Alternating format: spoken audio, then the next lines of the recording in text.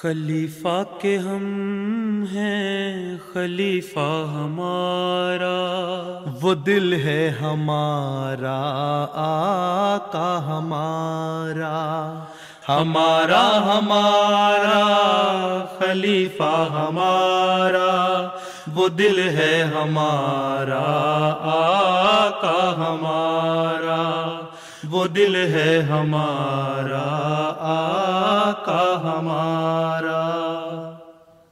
Assalamu alaikum and welcome to This Week with Huzur. Today we begin by returning to India, where once again the country was blessed with an hour-long virtual event presided over by Hazrat Khalifatul Masih, may Allah be his helper. Hazrat Khalifatul Masih V, may Allah be his helper, presided over a virtual class for Jamia Ahmadiyya Qadian on Saturday.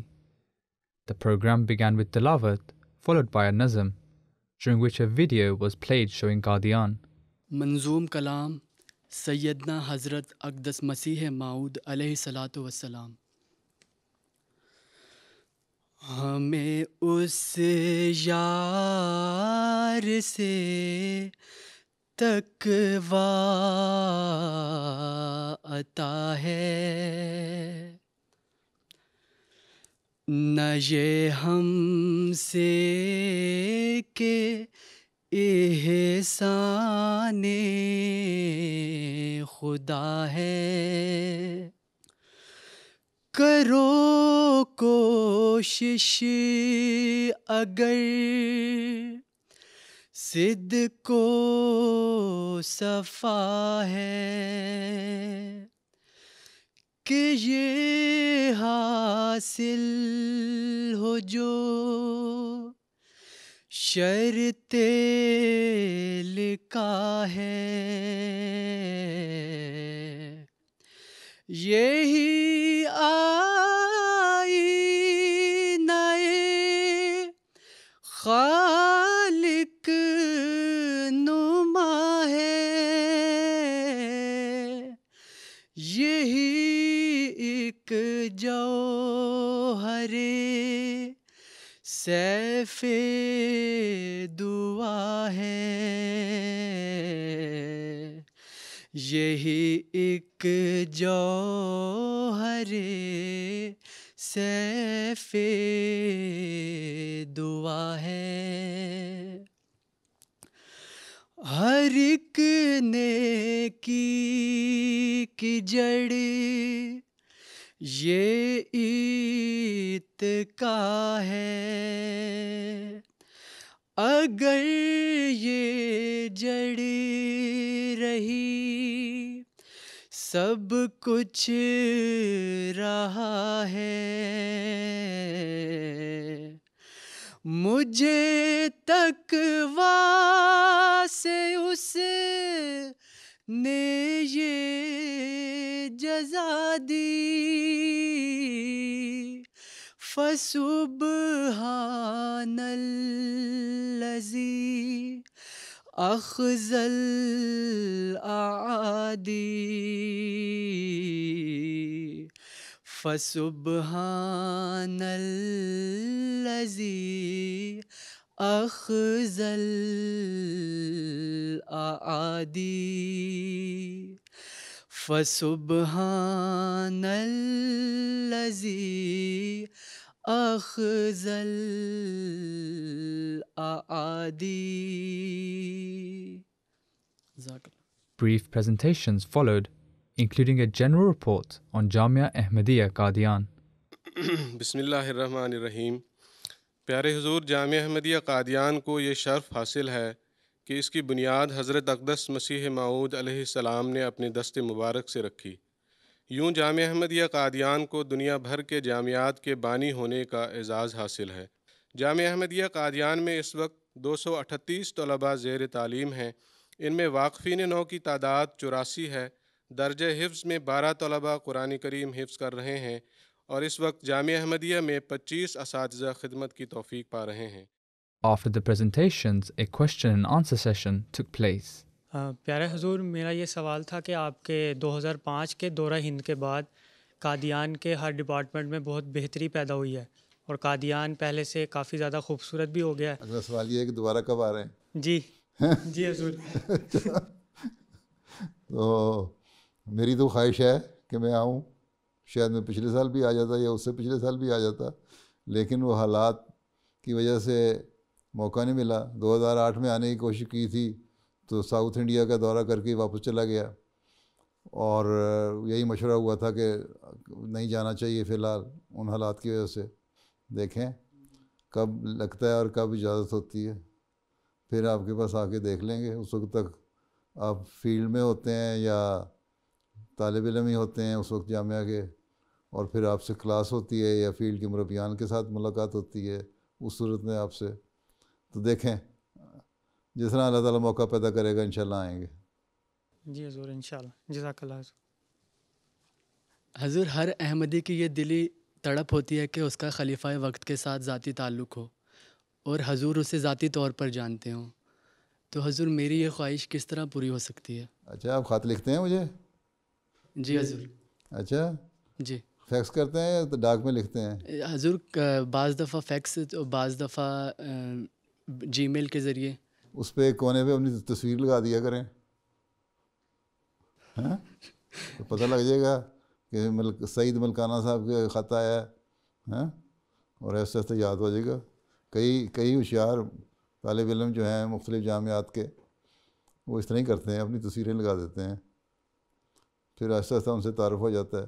اور you کے میں رہنے والے تو ویسے ہی میں کیونکہ ملاقات کرتا رہتا ہوں اس لیے پہچان لیتا ہوں ان کو. تو اور ساتھ یہ دعا کریں کہ صرف تعلق ہونا یا پہچان لینا تو کوئی بات نہیں ہے. جو خلیفہ وقت کے منصوبے ہیں، ان کی باتیں ہیں، ان پر عمل کرنا اور عمل کروانا یہ اصل چیز ہے. مربی کا کام اور ایک جامعہ کے طالب علم کا کام جامعہ رہتے ہوئے، اور پھر جب مربی بننے تو اس وقت اس سوچ کو مزید میچور ہو جانا چاہیے کہ اس نے خلیفہ وقت کا سلطان نصیر بننا ہے. اور اگر آپ سلطان نصیر بنیں گے اور کاموں کو انجام دیں گے اور تقویٰ پر چلتے رہیں گے اور دعا بھی کریں گے تو اللہ تعالیٰ خود ہی کوئی نہ کوئی موقع پیدا کر دیتا ہے جس سے کوئی خاص بات پیدا ہو جاتی ہے اور وہ زیادہ سے زیادہ قرب کا موقع پیدا ہو جاتا ہے. ٹھیک ہے، لیکن حقیقت اصل چیز یہی ہے کہ اصل قربت یہی ہے کہ خلیفہ وقت کے سلطان نصیر بنیں اور اس کے کاموں کو اور اس کے منصوبوں کو آگے پھیلائیں. ٹھیک ہے جی حضور. چلیں. خاک سر کا سوال یہ ہے کہ ہندوستان کے بعض دیہاتی علاقوں میں تبلیغ کے ذرائع اتنے وسیع نہیں ہوتے ہیں. لوگ عموماً کھیتوں میں کام کرنے والے اور مزدوری کرنے والے ہیں، تو ایسے طبقہ کو ہم کس طرح تبلیغ کر سکتے ہیں؟ بات یہ ہے کہ کھیتوں میں کام کرنے آپ ذمہ دار فیملی سے ہیں. جی جی ہیں نا. جی تو کھیتوں میں کام کرنے کے لیے بعض سیزن ہوتے ہیں. اگر آپ کے سیب کے باغات بھی ہیں تو اس میں بھی یا کوئی بھی فصل لگا رہے ہیں اس میں ایک سیزن ہوتا ہے، ایک کاشت کا ایک برداشت کا. ٹھیک ہے، جب کاشت کا سیزن ہوتا ہے اس وقت مصروف ہوتے ہیں 1-2 مہینے لوگ، اور جب اس کی ہارویسٹنگ ہو رہی ہوتی ہے اس وقت 2-3 مہینے مصروفیت ہوتی ہے. ٹھیک ہے، اگر باغات ہیں تو. اگر فصلیں ہیں تو 1 مہینے کے اندر اندر مصروفیت ختم ہو جاتی ہے. اور مختلف علاقوں میں مختلف سیزن ہیں فصلوں کے لیے بھی. تو جہاں جہاں جو مربیان مبلغین ہیں وہ اگر چاہیں تو تبلیغ کے ان موقعوں کے علاوہ جہاں فیلڈ میں لوگ کام کر رہے ہیں، آپ لوگ باقی جو سارا سال کے 6-7-8 مہینے ہیں اس میں ان سے رابطے کر سکتے ہیں، گھروں میں جا سکتے ہیں. پھر گاؤں کے جو دیہاتی علاقے ہیں وہاں لوگوں میں گاؤں کے جگہ ایک جگہ اکٹھ ہونے کا، بیٹھنے کا مشترکہ جگہ پہ رواج ہوتا ہے، وہاں جائیں. ان کی جب سیزن فصلوں کے نہیں ہیں اس میں وہاں بات چیت ہو اور تبلیغ ہو. پھر یہ ہے کہ مبلغین صرف اکیلے کام نہیں کر سکتے بلکہ مبلغین کا کام ہے کہ آئیں اپنے ساتھ دوسروں کو ٹرین کریں. اس لیے داعین الی اللہ کی اسکیم شروع کروائی گئی تھی، خلیفہ رابع نے شروع کی تھی، اور اس میں کچھ حد شروع میں پھر ایک اچھی اس کی پروگریس تھی، اس کے بعد آہستہ آہستہ اس میں کمی آتی گئی. اب دوبارہ کوشش کر کے اس کو بہتر کرنے کی کوشش کی جا رہی ہے. وہ اگر آپ کے شامل ہوں ساتھ اور دوسرے لوگوں کو بھی دلچسپی پیدا کروائیں کہ تبلیغ کریں، تو اپنے اپنے ماحول میں وہ جب بھی ان کو موقع ملے گا تبلیغ کریں گے. اور پھر جب موقع ایسا اکٹھ ہو جہاں سمجھ آئیں کہ مقامی داعین یا مقامی تبلیغ کا ڈپارٹمنٹ شعبہ، چاہے وہ خدام الاحمدیہ کا ہے یا سار اللہ کا ہے یا لجنہ کا ہے یا جماعت کا ہے، مربی کو بلائے کہ آؤ اب ہمارا اکٹھ ہے، ذرا باتیں چیت کریں، تبلیغ کریں، سوال جواب ہوں. تو اس صورت میں ان مواقع سے فائدہ اٹھاتے ہوئے آپ کو وہاں جانا چاہیے. یہ بہانہ، یہ عذر غلط ہے کہ جی ذمہ دار ہیں اور وہ مصروف ہوتے ہیں. اپنی ذمہ داروں کا بھی ایک سیزن ہوتا ہے، سارا سال کوئی مصروف نہیں ہوتا ذمہ دار. ٹھیک ہے، بیچ میں 3-4 مہینے کا وقفہ آ جاتا ہے. اگر 2 فصلیں بھی سال کی لگ رہی ہیں تب بھی 3-4 مہینے کا وقفہ آتا ہے جس میں عمومی طور پہ فارغ ہوتے ہیں، یا نہیں تو کم از کم شام کو ایک کٹھ ہونے کا، اکٹھے بیٹھنے کا گاؤں میں دیہاتوں میں رواج ہوتا ہے، وہاں جا کے مجلس میں لگایا تھا. پھر جو ذاتی تعلقات ہیں ان کو وسیع کرنا چاہیے، آپ کے داعین اللہ کو بھی، اور وہاں کی جس جماعت میں مربی کام کر رہا ہے وہاں لوگوں کو کہے، شعبہ تبلیغ کو کہے، وہ لوگ پھر تعلقات کریں، قائم کریں، اور ان سے آہستہ آہستہ چھوٹے موٹے تبلیغی باتیں ہوتی رہیں. ذاتی رابطے جو ہوتے ہیں اس سے تبلیغی رستے کھلتے ہیں، اور ذاتی رابطہ بہت ضروری ہے. پھر یہ بھی ہے کہ اگر جو ذمہ دار ہیں فصلوں کے کرنے والے، ان میں بھی اگر جنہوں نے کوئی شوق ہو وہ نئے نئے راستے خود ایکسپلور کرتے ہیں، خود تلاش کرتے ہیں. مجھے یاد ہے جب ہم یونیورسٹی میں پڑھتے تھے تو ہمیں خدام الاحمدیہ نے کہا ہے تبلیغ کے لیے بیٹھ جاؤ، تو ہم لڑکے سائیکلوں پہ گئے جاتے تھے دیہاتوں میں، اور وہاں ذمہ داروں کے پاس بیٹھے ہوئے، مثلا کوئی ذمہ دار اپنی فصل کو پانی لگا رہا ہے، تو ایگریکلچر یونیورسٹی والوں کو تو زراعت کا بھی کوئی شوق ہوتا ہے نا، تو وہ کر لیتے ہیں. جو کہتے تھے اچھا کیا حال ہے تمہارا، چلو ہم تمہیں پانی لگا دیتے ہیں. اس کے ساتھ مدد کر دی، اس نے ہمارے سے 2-4، اس نے بھی کٹسی کے لیے پھر ہمارے ساتھ بیٹھ کے چند ایک باتیں کر لیں. پھر احمدیت کا تعارف ہو گیا. کسی کو ہل کوئی چلا رہا ہے تو اس کے ساتھ جس لڑکے کو ہل چلانا آتا ہے، کوئی ذمہ دار فیملی سے تھا، اس نے ہل چلا دیا، بیلوں کے ساتھ چلا دیا، ٹریکٹر کے ساتھ چلا دیا. دوسرے نے بیٹھ کے ساتھ اس کے بات چیت کر لی. تو کھیتوں میں بھی جا کے اگر شوق ہو تو ذرائع نکل جاتے ہیں اور موقع پیدا ہو جاتے ہیں وہیں. بلکہ ایک دفعہ میرے ساتھ ایک لطیفہ بھی ہوا. ہم اسی طرح ایک جگہ گئے ہوئے تھے، تو میں پہلے بھی بیان کر چکا ہوں. تو بیٹھے تھے، میں ایک ذمہ دار سے اس طرح بیٹھے باتیں کر رہا تھا، کھیتوں میں کام کر رہا تھا. میں نے کہا اچھا پھر کیا حال ہے، تو کوئی مدد کی ضرورت ہے، ہم بھی کرتے ہیں. خیر باتیں بھی شروع ہو گئیں. تو کہتا کہاں سے آئے ہو؟ ہم نے کہا یونیورسٹی سے. اچھا کون ہو، کہاں کے رہنے والے ہو، پیچھے سے کہاں سے ہو؟ تعارف ہوا. ہم نے کہا روا سے. اچھا احمدی ہیں ہم. تو کہتا اچھا مرزائی، ٹھیک. پھر کہتا ہے ہمارے اس زمانے میں شیخ محمد احمد صاحب مظہر ایڈوکیٹ وکیل جو تھے، وہ امیر ضلع ہوا کرتے تھے، جنہوں نے مختلف کتابیں حضرت مسیح علیہ السلام کی ام السلام کے کتاب کے اوپر مختلف زبانوں کی تحقیق کر کے لکھی ہیں، کہ English traces to Arabic and Sanskrit فلاں ٹریس ٹو عربک، مختلف زبانوں کو انہوں نے کیا ہے. بہرحال اچھے علمی آدمی تھے اور بڑے پائے کے وکیل بھی تھے. وہ کہنے لگا کہ دیکھیں وہ محمد احمد مظہر صاحب جو ہے نا، وہ بڑا اچھا وکیل ہے، وہ آپ کو وہ بھی مرزائی قادیانی ہے، پر ایک اس میں نقص ہے کہ وہ ہے مرزائی. باقی ہے بڑا شریف آدمی، اور بڑے اچھے کیس کرتا ہے، بڑی ایمانداری سے کام کرتا ہے. تو اگر اس طرح تعلقات بڑھائیں گے اور تعارف پیدا کریں گے تو موقع پیدا ہوتے رہتے ہیں. اور اگر مقامی جماعت میں سے لوگوں کو ایکٹیو کریں گے تو ان کے تعارف سے بھی آگے پھر تبلیغی موقع پیدا ہوتے رہتے ہیں. تو یہ جو عذر ہے اور بہانے ہیں نا کہ ذمہ دارہ خاندان ہے، ذمہ دارہ فیملی ہے، ذمہ دار ہیں، کیا کرتے ہیں. میں بھی ذمہ دار ہوں، مجھے پتہ ہے کتنی کوئی کام کرنا پڑتا ہے اور کون کون سے سیزن ہوتے ہیں. ہر سیزن میں کوئی نہ کوئی بیچ میں موقع ملتا ہے 2-4 مہینے کا، جس سے فائدہ اٹھانا چاہیے اور اس میں تبلیغی مواقع پیدا کرنے چاہیے. ٹھیک ہے جی. یہ تو ڈپینڈ کرتا ہے آپ پہ کتنے آپ کو شوق ہے اور کتنے ایفیشینٹ ہیں. اگر شوق نہیں ہو تو بندہ سو جاتا ہے کیا کرنا ہے جی کام، اور اگر شوق ہے تو پھر وہ چھوٹے سے موقع سے بھی فائدہ اٹھاتا ہے. ٹھیک ہے، ٹھیک ہے، جزاک اللہ. چلو پھر بیٹھ جاؤ. خاکسار کے سوال ہے حضور آپ کی زندگی میں کوئی ایسی مشکل پیش آئی جس کا سامنا کرنے میں آپ بے حد پریشان ہوئے ہو اور اس سے نجات کیسے حاصل کی؟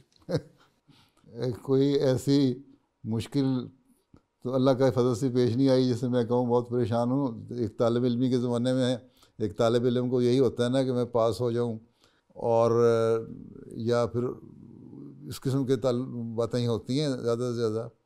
تو اس میں یہی ہوا کہ جب اللہ کے سامنے جھکے، اللہ سے دعا کی، رو رو کے دعا کی، تو اللہ تعالیٰ نے ایسی رستے اور سبیل پیدا کر دی کہ اس مشکل سے گزار دیا. میرے ساتھ تو یہی تجربہ ہوا ہے. اللہ تعالیٰ نے جہاں کوئی چھوٹی، یہ میں کہہ سکتا کہ ایسی مشکلات پیش ہوئی کہ میں بڑے پریشان ہو جاؤں. ہاں، طالب علمی کے زمانے میں پریشانیاں ہوتی تھیں، پھر آخر میں اللہ تعالیٰ کی مدد سے پڑھائی کا مسئلہ بھی حل ہو جاتا تھا ہیں. لیکن آپ لوگ یہ نہ کریں کہ اللہ تعالیٰ کو آزمانے لگ جائیں اور پڑھائی نہ کریں اور پھر کہیں کہ اللہ تعالیٰ ہم پاس کر دے. آپ لوگوں کو بہرحال محنت کرنی چاہیے، اور اگر کہ ایسی کوئی مشکلات پیش آ جائیں تو اللہ سے مانگے. جب خالص ہو کے اللہ تعالیٰ کے آگے انسان جھکتا ہے تو پھر اللہ تعالیٰ اس کو قبول بھی کر دیتا ہے. دعا اور صدقہ خیرات جو ہے وہ مشکلات کو دور کر دیتی ہے ہیں. یہی ہمیں اسلام کی تعلیم نے سکھایا ہے. تو میں نے تو اسی پہ عمل کیا جب اگر کوئی چھوٹی موٹی مشکلات پیش بھی آئی ہیں تو. ٹھیک جی. پیارا کا خاکسار کا سوال ہے کہ حضور کو روزانہ ہزاروں کی تعداد میں انتظامی اور دعائیں خطوط موصول ہوتے ہیں، تو تمام خطوط حضور انور کے سامنے کس طرح پیش ہوتے ہیں، اور حضور اتنے مصروف رہنے کے باوجود بھی کس طرح ان خطوط کا ملاحظہ کرتے ہیں؟ آپ کو میری میز نظر آ رہی ہے اس وقت؟ اس میں فائلیں پڑی نظر آ رہی ہیں؟ جی. ہیں 1 2 3 4 فائلیں پڑی نظر آ رہی ہیں، اور 5ویں میرے سامنے پڑی ہوئی نظر آ رہی ہے. ہیں بس یہ سارے خطوط ہیں. اس میں سے یہ ہوتا ہے کہ ہزاروں کی تعداد میں کچھ تو خطوط خط اصل حالت میں آ جاتے ہیں، اور کچھ جو ہے وہ خلاصے بن کے نا ان کی لسٹ بن کے آ جاتی ہے میرے سامنے. تو اس میں سے میں گو تھرو ہو جاتا ہوں، اور کچھ تجربے کی وجہ سے میں جلدی سے خط میں سے گزر جاتا ہوں، اور جو نفس مضمون ہے پتہ لگ جاتا ہے کیا بندہ انسان کہنا چاہتا ہے. تو اللہ تعالیٰ مدد کرتا ہے، اور اللہ کے فضل سے ہو جاتے ہیں. روزانہ ڈاک جو لکھنے دستخطوں سے میرے خط جاتے ہیں وہ بھی 300-400 ہوتے ہیں، اور جو آنے والے ہوتے ہیں وہ بے شمار ہوتے ہیں. کچھ خلاصے آ جاتے ہیں، کچھ اصل حالت میں خط آ جاتے ہیں. تو ایسا تجربے سے پھر پتہ لگ جاتا ہے کہ کس طرح آدمی نے پڑھنا ہے، اس میں سے کس طرح سے گزرنا ہے. اور سب سے بڑی چیز یہ ہے کہ دعا کرنی چاہیے کہ اللہ تعالیٰ آسانی پیدا کرے. اللہ تعالیٰ پھر خود ہی آسانی پیدا کر دیتا ہے. ٹھیک ہے جی. چلو پھر بیٹھ جاؤ. حضور میرا سوال یہ ہے کہ نمازوں میں لذت اور دعاؤں میں سوز کس طرح پیدا کر سکتے ہیں؟ بات یہ ہے کہ حضرت مسیح علیہ السلام کے کلام کو پڑھتے ہو نا، باتیں کو پڑھتے ہو نا، تو حضرت نے ایک موٹا نسخہ بتایا کہ اگر تمہاری ایسی حالت نہیں ہوتی تم رونی صورت بنا لو. آدمی کی جو ظاہری حالت ہے اس کا اثر دل پہ بھی ہوتا ہے. بس پھر کبھی رونی شکل بنا لو. کبھی کوئی تکلیف پہنچی ہے ہیں؟ جی حضور. پہنچتی ہے نا. بس کبھی کبھی اس تکلیف کو سامنے رکھ کے دعا کر لیا کرو تو پھر بھی رکت پیدا ہو جاتی ہے. پھر باقی دعاؤں کی طرف توجہ پیدا ہوتی ہے. پھر اگر صرف درد ہو دوسروں کے لیے تو ان کے درد کو سامنے رکھ کے دعا کرو تو اس سے بھی توجہ پیدا ہو جاتی ہے دعا کی طرف. تو یہ اپنی حالت کو اس حالت کے مطابق کرو، شکل ایسی بناؤ تو رکت اور سوز پیدا ہو جاتا ہے. اور جب پیدا ہو جائے تو ٹھیک ہے. آج کل ایک مربی کا کام یہ ہے، ایک مبلغ کا کام یہ ہے کہ اس نے اپنی زندگی وقف کی ہے، اور اس کا سب سے بڑا چیلنج جو ہے اس کے سامنے وہ یہ ہے کہ ساری دنیا کو اسلام کی حقیقی تعلیم سے روشناس کروانا ہے، آشنا کروانا ہے. اس کے لیے بہت بڑا ایک چیلنج ہے. جب اس چیلنج کو غور کرتے ہوئے انسان اللہ تعالیٰ کے حضور جھکتا ہے اور مانگتا ہے، اور پھر یہ کہتا ہے کہ میں نے اپنے آپ کو وقف کیا کہ میں اس کام کو پورا کروں اور میں سلطان نصیر بنوں خلیفہ وقت کا، اور میں نے ایک عہد کیا ہوا ہے میں کس طرح عہد پورا کروں گا، تو ایک درد پیدا ہوگا دل میں. اس درد کو پیدا کریں گے تو آپ کی توجہ پیدا ہو جائے گی دعاؤں کی طرف. صرف ذاتی درد کے لیے دعائیں نہ کیا کریں بلکہ جماعتی درد پیدا کر کے بھی دعائیں کریں، تو اللہ تعالیٰ پھر ذاتی مسائل کو بھی حل کر دیتا ہے. ٹھیک ہے. اور بار بار ایاک نعبد و ایاک نستعین کا ورد کیا کریں. ایک بزرگ کے بارے میں آتا ہے قادیان میں ہی، غالباً مولانا مولوی سرور شاہ صاحب تھے یا مولوی شیر علی صاحب تھے کوئی، تو کہتے ہیں میں نے دیکھا کہ وہ کھڑے نفل پڑھ رہے ہیں مسجد مبارک میں قادیان میں ہی، اور رکوع میں نہیں جا رہے، نیت باندھی ہوئی، ہاتھ باندھا ہوا ہے. کہتے میں قریب جا کے گیا، ہلکا ہلکا وسپر کر رہے تھے ایاک نعبد و ایاک نستعین کہہ کہ وہ اتنا زیادہ رکت آری ہوئی تھی ان پہ کہ اسی فکرے کو لے کے وہ 15 منٹ دہراتے رہے. تو یہ تو نماز میں جو مختلف حالتیں ہیں، آپ لوگ اس پہ غور کریں. اگر ماشاءاللہ جامعہ میں پڑھنے والے ہیں اور دین کا علم بھی ہے، اور جو نماز کے الفاظ ہیں ان کا ترجمہ اور مطلب بھی آتا ہے، اس کی تشریحیں اور تفسیریں بھی پڑھی ہوئی ہیں، تو جب اس پہ غور کرتے ہوئے آپ پڑھیں گے اور بار بار دہرائیں گے تو ایک ایسی حالت اور ایک کیفیت پیدا ہو جاتی ہے پھر انسان میں بار بار دہرانے سے کہ خود ہی رکت طاری ہو جاتی ہے. ٹھیک ہے. جی حضور، میرا سوال یہ ہے کہ جامعہ احمدیہ میں یہ ہمارا آخری سال ہے، یہاں سے فارغ التحصیل ہونے کے بعد ہم کس طرح جماعتوں میں تعلیم و تربیت کے کاموں کی شروعات کرنی چاہیے؟ ماشاءاللہ کیسی کرنی چاہیے؟ پہلی بات تو یہی ہے کہ دعا سے اپنا کام شروع کرنا چاہیے. ٹھیک ہے. جب آپ جا رہے ہیں کسی بھی میدان میں، پوسٹنگ پہلے ہوتی ہے، تو صدقہ دیں اور دعا کریں کہ اللہ تعالیٰ نے مجھے جس جگہ میدان عمل میں بھیج رہا ہے وہاں میں صحیح رنگ میں جو میں نے عہد کیا ہے زندگی وقف کرنے کا اور اپنے آپ کو مربی اور مبلغ کے طور پر پیش کرنے کا، اس کو پورا کر سکوں. ٹھیک ہے. اس عہد کو نبھانا قرآن کریم کا حکم ہے جو آپ نے عہد کیا ہے. امانتوں کا حق ادا کرنا قرآن کریم کا حکم ہے، یہ امانت ہے آپ کے پاس. ٹھیک ہے. امانت کیا ہے کہ آپ نے احمدیت اور اسلام کے حقیقی پیغام کو دوسروں تک پہنچانا ہے، اور اس کے لیے صحیح راستے تلاش کرنے، نئے راستے تلاش کرنے. یہ نہیں ہے کہ ہمیں مرکز سے ہدایت آئے گی کہ تم نے یہ لٹریچر تقسیم کرنا ہے تو کرو، مرکز سے ہدایت آئے گی کہ اتنے آدمیوں کو داعین اللہ بناؤ تو ہم نے بنانا ہے، مرکز سے ہدایت آئے گی کہ فلاں جگہ جا کے تبلیغ کرو تو ہم نے کرنی ہے. نہیں، خود آپ لوگوں کو راستے تلاش کرنے ہوں گے. اسی طرح تربیت کے لیے یہ نہیں دیکھنا کہ اصلاح اور ارشاد کا شعبہ ہمیں بھیجے گا کہ یہ پروگرام ہے تمہارا تربیت کا، تم نے اس پہ عمل کرنا ہے. آپ نے یہ دیکھنا ہے کہ آپ کے وہاں مقامی حالات کے مطابق کیا ضروری چیزیں ہیں جو ان کو کرنا چاہیے، کس طرح ہم بہتر رنگ میں افراد جماعت کی تربیت کر سکتے ہیں، کس طرح ہم بوڑھوں کی تربیت کر سکتے ہیں، کس طرح ہم نوجوانوں کی تربیت کر سکتے ہیں، کس طرح ہم عورتوں کی تربیت کر سکتے ہیں، کس طرح ہم بچوں کی تربیت کر سکتے ہیں. پھر خطبات میں، تقریروں میں براہ راست کسی پہ ایسا تاثر نہیں دینا جس سے کسی کو یہ شک پیدا ہو کہ شاید یہ باتیں میرے متعلق کی جا رہی ہیں، میری کمزوریوں کو اجاگر کیا جا رہا ہے. ایک جنرل سی بات کر کے حوالے دے کے باتیں کرنی ہیں. ماشاءاللہ داڑھی تو آپ کی ایسی ہے کہ آپ کو انصار بھی قبول کر لیں گے اور خدا بھی قبول کر لیں گے ہیں. تو اس لحاظ سے اپنے تربیتی پروگرام بنائیں. پھر یہ ہے کہ اگر کہیں جماعتوں میں دیکھیں کہ فریقین میں آپس میں رنجشیں ہیں، ان رنجشوں کو دور کرنے کی کوشش کریں. مربی کا یہ کام ہے کہ وہ کسی بھی جو ہے فریق اس کے طرف جھکاؤ نہ رکھنے والا ہو. انصاف کا تقاضا یہ ہے کہ ہر فریق سے اس کا تعلق اچھا ہو. اگر کسی فریق میں صلح کرانے جا رہے ہیں تو جس کے گھر میں بھی صلح کروانے جا رہے ہیں، جب تک ان لوگوں کی صلح نہیں ہو جاتی اور وہ آپس میں ایک نہیں ہو جاتے، سب رنجشیں اور قدورتیں دور نہیں ہو جاتی ہیں، اس وقت تک صلح کرانے کے پروسیس کے دوران نہ آپ نے ایک فریق کے گھر سے چائے پینی ہے، پانی پینا ہے، نہ دوسرے فریق سے گھر سے چائے پینی ہے، پانی پینا ہے.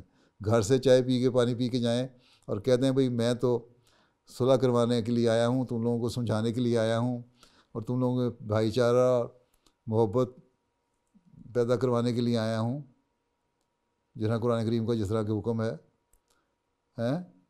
تو اس لیے میں تمہارے گھر سے کھانا پینا اس وقت تک نہیں کروں گا جب تک تم اللہ اور رسول کی یہ بات نہیں مان لیتے. ٹھیک ہے. ان سے پھر دوسری یہ ہے کہ ہر گھر میں جا کے ان سے ایک ذاتی تعلق پیدا کریں. ہر جس جماعت میں بھی آپ تعینات ہوتے ہیں وہاں جائیں اور اس گھر کے ساتھ اس جماعت کے ہر گھر کے ساتھ ایک ذاتی تعلق ہو. ٹھیک ہے. آنا جانا ہو, اٹھنا بیٹھنا ہو, اس کے نوجوانوں سے, ان کے بوڑھوں سے, ان کے بزرگوں سے تعلق آپ کا ہو. وہ سمجھیں کہ ہم مربی صاحب یہ آئے ہیں, ہمارے ہمدرد ہیں, اور اتنا اعتماد پیدا ہو جائے کہ ہر شخص آپ سے راز کی بات کرنے والا ہو, اور پھر اس راز کو اپنے دل میں آپ دفن کرنے والے ہوں. یہ نہیں ہے کہ ایک جگہ کا راز سنا اور دوسری جگہ جا کے بیان کر دیا, یہ بھی امانت میں خیانت ہے.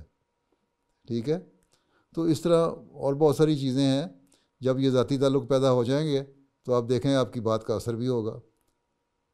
جماعت کا ہر فرد پھر آپ کی بات مانے گا, اور وہ جماعت آپس میں بھی پیار اور محبت سے تعلقات قائم کرنے والی بن جائے گی. ٹھیک ہے مولانا جی جزاک اللہ. چلو پھر اللہ حافظ و ناصر ہو. السلام علیکم ورحمۃ اللہ وبرکاتہ. السلام علیکم ورحمۃ اللہ وبرکاتہ. The following day, a second virtual event took place. This time, a mulaqat with Indonesia's Khuddam office bearers. Much of the mulaqat consisted of individual introductions, with office bearers seeking Hazur's guidance regarding their various roles. Hazur Anwar, may Allah be his helper, advised the Khidmat-e-Khalq secretary to increase service for humanity in both Indonesia and worldwide. I hope there are quite a number of Khuddam who are well off. They are doing business training or doing some good jobs. So you should also try to collect some amount from them and help some people, poor people in your country, without any discrimination of their religion and sect or something like that. Or even you can extend your help outside Indonesia to African countries as well, right? Yes, sir. Okay. Okay, then not only yes, make a plan.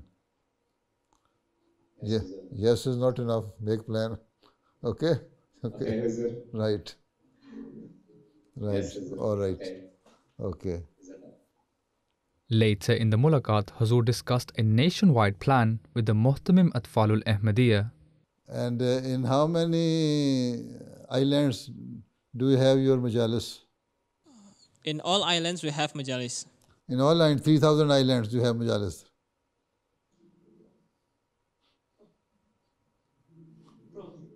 Huh? Maksud saya di setiap provinsi, Huzur. I mean in every province. Province, acha. So you should try to establish your majlis in each and every island. Ask your tabligh department to do more tabligh and go to each and every island. Inshallah, Huzur. Hazur Anwar, may Allah be his helper, also asked about Indonesia Khuddam publications. Do you print the magazine or no? Not yet. Periode sebelumnya kita sudah pernah mencetak dan diberi nama Gema. The previous period we have printed magazine. The name of it is Gema. What does it mean? Echoing, like echo, the sound of echo. Echo. No, you should start a magazine with the name Tariq. Baik, Huzur. Right? Baik, Huzur. Jazakumullah. Baik. Okay. That's all. Now you have taken more than 1 hour and 15 minutes. So whatever I have said, that is enough for you to digest and act on it. Right? Do you want to say anything? Yes, sir. Sadr Sahab? Do you want to say anything or not? Mohon doa untuk MKA Indonesia, Huzur. Dan kami menantikan Huzur datang ke Indonesia. Please pray for us, Huzur, and we hope Huzur come to Indonesia. Okay, inshallah ta'ala.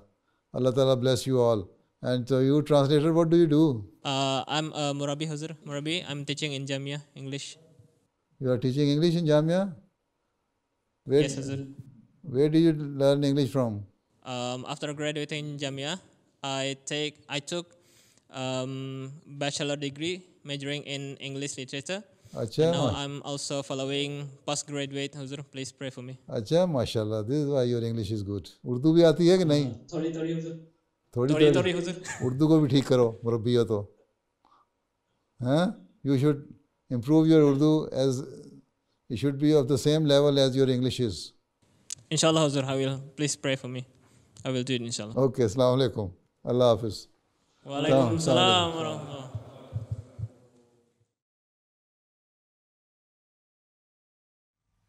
Those were highlights from 2 virtual events that took place last weekend. We now end with our final segment, a clip from the Friday sermon. Hazrat Khalifatul Masih V, may Allah be his helper, continued his series on the companions at the Battle of Badr during the Friday sermon. This week he spoke about Hazrat Umar Raziyallahu Ta'ala Anhu. One incident beautifully highlighted his complete loyalty to the Holy Prophet Muhammad sallallahu alaihi wasallam. حضرت ابن عباس بیان کرتے ہیں کہ نبی صلی اللہ علیہ وسلم نے جنگ بدر کے دن اپنے اصحاب سے فرمایا کہ مجھے پتہ چلا کہ بنو ہاشم اور کچھ دوسرے لوگ قریش کے ساتھ مجبوراً آئے ہیں. وہ ہم سے لڑنا نہیں چاہتے، بس تم میں سے جو کوئی بنو ہاشم کے کسی آدمی سے ملے تو اس کو قتل نہ کرے، اور جو ابو البختری سے ملے وہ اس کو قتل نہ کرے، اور جو عباس بن عبد المطلب جو رسول اللہ صلی اللہ علیہ وسلم کے چچا ہیں ان سے ملے تو وہ ان کو بھی قتل نہ کرے، کیونکہ یہ لوگ مجبوراً قریش کے ساتھ آئے ہیں. حضرت ابن عباس بیان کرتے ہیں کہ حضرت ابو حذیفہ بن عتبہ نے کہا کہ ہم اپنے باپوں، بیٹوں، بھائیوں اور رشتہ داروں کو تو قتل کریں اور عباس کو چھوڑ دیں. اللہ کی قسم اگر میں اس سے یعنی عباس کو ملا تو میں تلوار سے ضرور سے قتل کر دوں گا. راوی کہتے ہیں کہ خبر رسول اللہ صلی اللہ علیہ وسلم کو پہنچی تو آپ نے حضرت عمر بن خطاب سے فرمایا، اے ابو حفص. حضرت عمر کہتے ہیں کہ اللہ کی قسم یہ پہلا دن تھا کہ جب رسول اللہ صلی اللہ علیہ وسلم نے مجھے ابو حفص کی کنیت سے مخاطب فرمایا تھا. آپ نے فرمایا، کیا رسول اللہ کے چچا کے چہرے پر تلوار ماری جائے گی؟ حضرت عمر نے عرض کیا، یا رسول اللہ مجھے اجازت دیں کہ میں تلوار سے اس کی گردن اڑا دوں. جس نے کہا، اللہ کی قسم اس نے یعنی ابو حذیفہ نے منافقت دکھائی ہے. حضرت ابو حذیفہ بعد میں کہا کرتے تھے کہ میں اس کلمے کی وجہ سے جو میں نے اس دن کہا تھا چین میں نہیں رہا اور ہمیشہ اس سے ڈرتا رہا، سوائے اس کے کہ شہادت میری اس بات کا کفارہ کر دے. چنانچہ حضرت ابو حذیفہ جنگ یمامہ کے دن شہید ہو گئے تھے.